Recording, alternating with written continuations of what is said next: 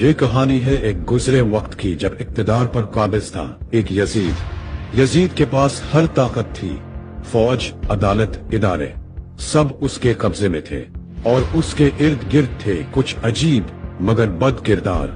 ایک 70 سال کی بدصورت عورت جس نے جادو سے اپنا چہرہ، جسم، آواز سب کچھ بدل لیا اور یزید کو اپنے سحر میں جکڑ لیا۔ یزید اسی کا ہو کر رہ گیا۔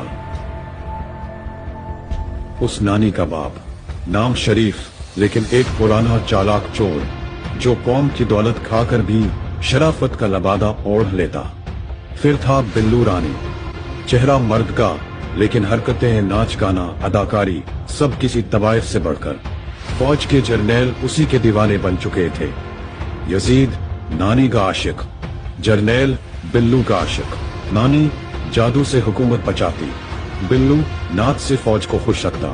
یہ سب ایک دوسرے کو بچاتے اور قوم پر ظلم کرتے۔ جو بھی آواز اٹھاتا لاپتہ ہو جاتا، جو بھی سچ بولتا بیمار ہو جاتا، اور جو بھی راجا کا نام لیتا اس کا نام مٹا دیا جاتا۔ قوم ڈری ہوئی تھی، خاموش تھی، اور کچھ لوگ تو انہی ظالموں کی حمایت تھے۔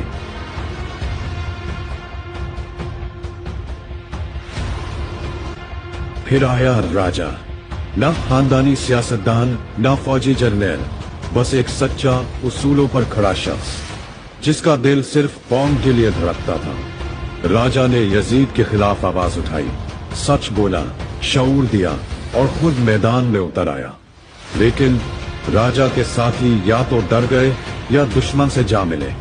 راجا اکیلا رہ گیا اور اسے اندھیری کال کوٹھری میں ڈال دیا گیا۔